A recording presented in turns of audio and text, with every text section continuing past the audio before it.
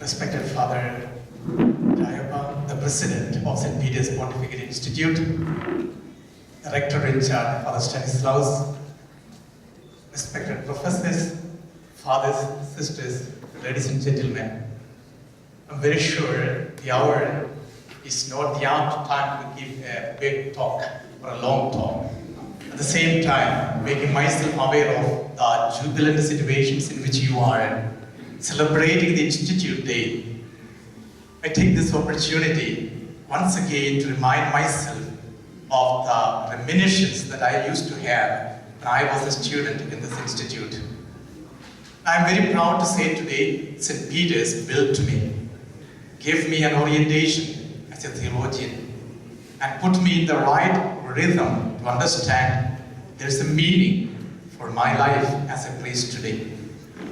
And when I stand before you, I think of a situation in which I was when I was doing my doctorate in Freiburg in Germany. During the summer holidays, I used to go for the ministry in a particular parish. And this parish is known as Türkei, that's just close to Munich, around 80 kilometers away from Munich. This particular parish has a concentration camp where the Jews were put in the barrack, in the concentration camp, where they were also penalized and punished a lot. But this was a sub-concentration camp. The biggest that we have in Germany is Dachau, around 80 kilometers away from Munich. And this particular concentration camp in Türkei was a sub-one, wherein when the people were too many there in Dachau, they would be brought to Türkei.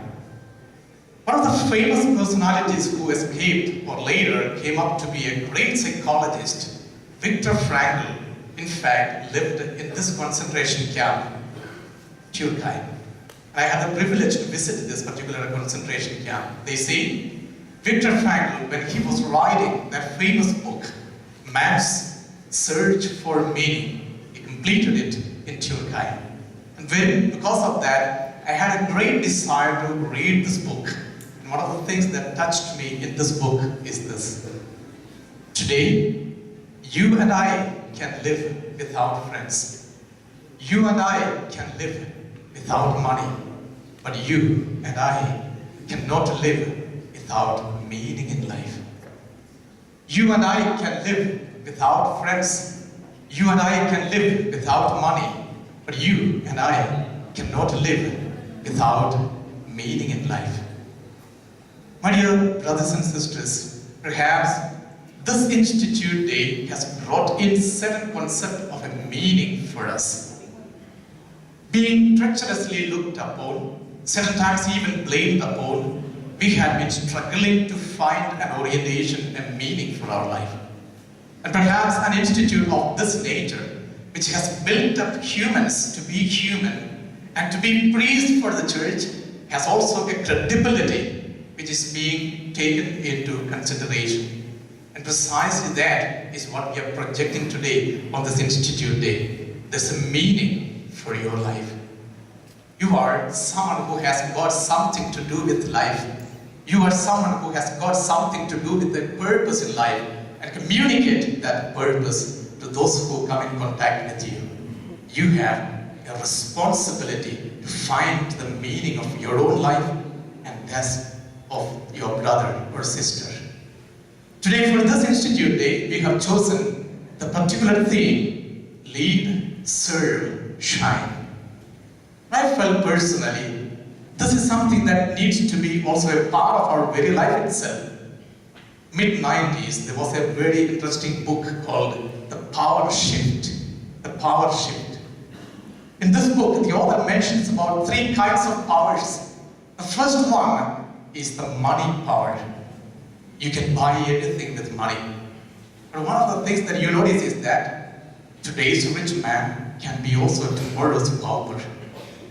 The second kind of power about which the author speaks is the muscle power, or the so-called physical power that you have.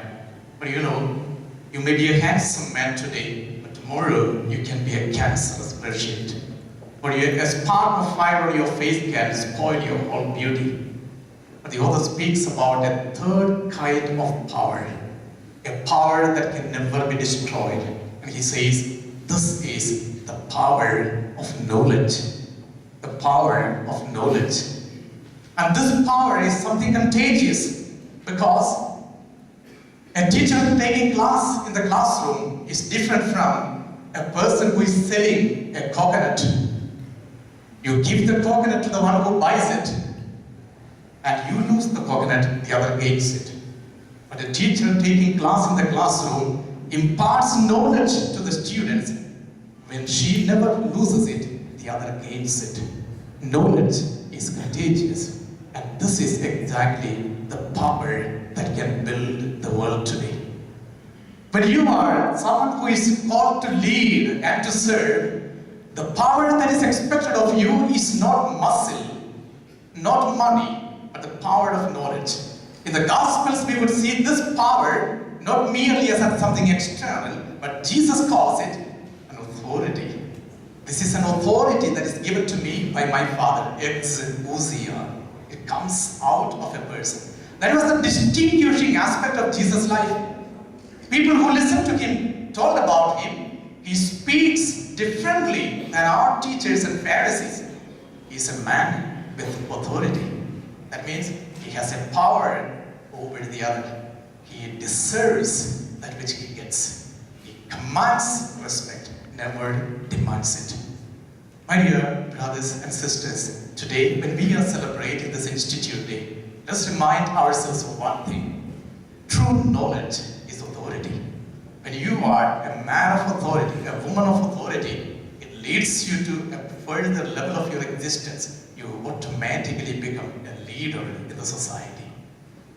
You can live without friends. You can live without money. But you can never live without a meaning in life. I wish each of you God's abundant blessing. Thank you.